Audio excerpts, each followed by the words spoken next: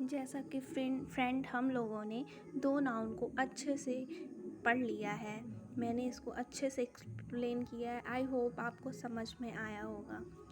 फिर उसके बाद बचा इंट्रोगेटिव प्रोनाउन। इंट्रोगेटिव प्रोनाउन में क्या है कि हम यहाँ पे जैसे आई माई नाउन के प्लेस पे लगाते थे, दिस दैट लगाते थे। इंट्रोगेटिव प्रोनाउन में हम हु, व्हाट, व्हेन आदि का यूज करेंगे।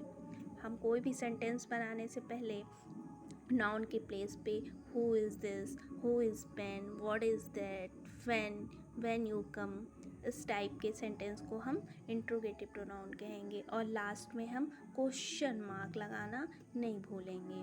इस टाइप के सेंटेंस को हम इस टाइप के सेंटेंस के वर्ड को हम इंट्रोगेटिव प्रोनाउन हम फाइंड कर लेंगे जो नाउन के प्लेस पे हो। ओके। और फिर हम आएंगे इनडिफाइनाइट प्रोनाउन। इनडिफाइनाइट प्रोनाउन में हम किसी भी प्रोनाउन को डिफाइन नहीं करते हैं, हम डायरेक्ट उसे नाउन के प्लेस पे रखते हैं और फिर उसको आगे बढ़ाते हैं। जो निश्चित ना हो, कोई भी किसी चीज़ को मेज़र करे वो निश्चित ना हो, एक निश्चित लेवल ना बताया। जैसे कि कोई वर्ड हो फ्यू, मतलब कुछ क्या है। Few, few person, few baby या फिर फ्यू एनिमल्स, ये क्या है, डिफाइन नहीं है। फ्यू मतलब फ्यू में कुछ भी हो सकता है। अदर पर्सन मतलब कि अदर लोग, ये भी डिफाइन नहीं हो सकता।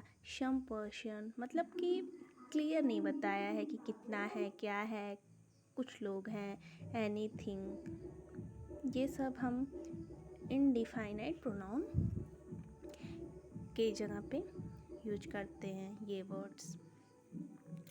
फिर हम आ गए रिलेटिव प्रोनाउन। रिलेटिव प्रोनाउन में क्या है कि रिलेटिव प्रोनाउन क्या होता है, एक दूसरे से रिलेट करता हुआ।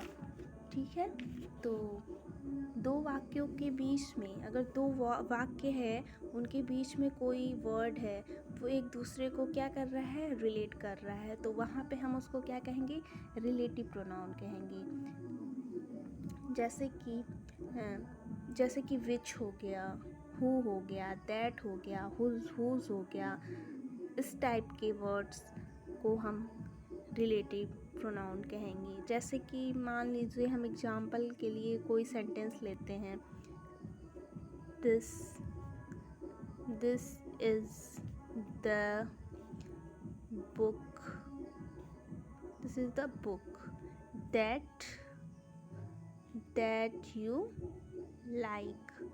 यहाँ पे हमको रिलेटिव प्रोनाउन अगर फाइंड करना है तो हम किसको रिलेटिव प्रोनाउन बोलेंगे, दैट को, क्योंकि हम लोग के सेंटेंस को this is the book that you like, मतलब ये क्या कर रहा है, दो वर्ड को, दो सेंटेंस को जोड़ रहा है, तो इसको क्या कहेंगे हम, रिलेटिव प्रोनाउन। आई होप आपको ये समझ में आया होगा। जैसे कि हम विच का भी यूज यहाँ पे कर सकते हैं, और विच, वेयर, हुज, ये सब भी रिलेटिव प्रोनाउन हो सकते हैं जो हमारे दो सेंटेंस को कनेक्ट करते हैं और एक दूसरे से रिलेट भी करते हैं। ओके, अब हम आगे बढ़ते हैं। Distributive pronoun. डिस्ट्रीब्यूटिव प्रोनाउन में क्या है, डिस्ट्रीब्यूटिव प्रोनाउन क्या करता है, यह व्यक्ति वस्तुओं का बोध कराता है। जो वाक्य में आए हुए व्यक्ति या वस्तु होते हैं उनका बोध कराता है, मतलब कि कितने हैं, कैसे हैं, डिस्ट्रीब्यूट करता है, एक अलग, दोनों को अलग करके उनको बताता है। जैसे ईच, एवरी, आइदर, नाइदर, ये सब क्या है, डिस्ट्रीब्यूटिव प्रोनाउन। जैसे each boy, each of the girl, and either of these and neither of these, ये सब क्या है, डिस्ट्रीब्यूटिव प्रोनाउन है। जो हमें ये बोध कराते हैं कि ये किसको डिनोट कर रहा है और डिस्ट्रीब्यूट कर रहा है, किसी का प्रकार बता रहा है ये कितना है, ऐसे ही। ठीक,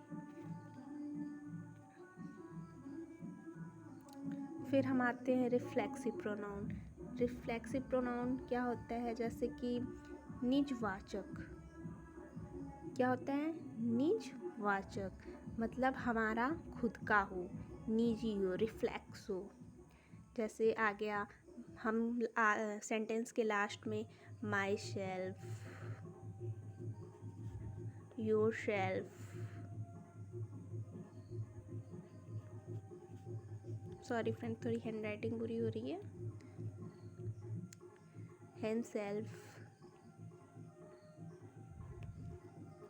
ऐसे वर्ड को हम रिफ्लेक्सिव प्रोनाउन कहते हैं, जो हमारे निजता को बताता है।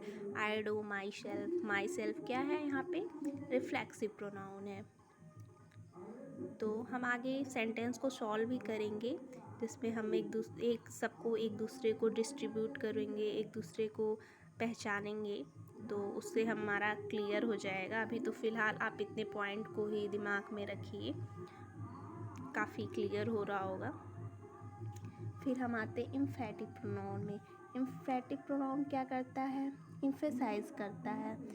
ये जैसे हो गया कि ही, सी, दे, यू, ये सब क्या हो गया? इम्फेटेटिव प्रोनाउन। ठीक है,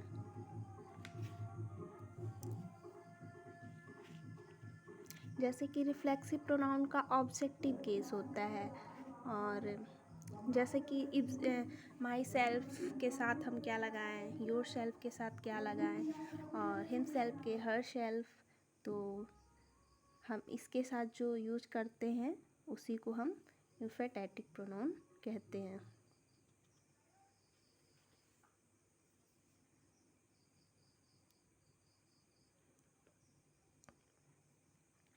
अब उसके बाद आया है रेसिप्रोकल प्रोनाउन। हमको इतनी प्रोनाउन को पढ़ने की ज़रूरत नहीं है, फिर भी हम यहाँ पे थोड़ा थोड़ा डिस्कस कर सकते हैं इन सब के बारे में। जब दो प्रोनाउन साथ साथ आते हैं तो रेसिप्रोकल प्रोनाउन कहलाते हैं। जैसे कि जैसे ईच अदर,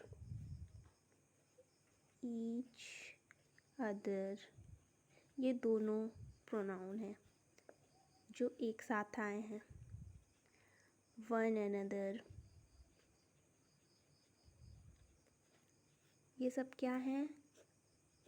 जैसे समवन, ये सब क्या है? रेसिप्रोकल प्रोनाउन है।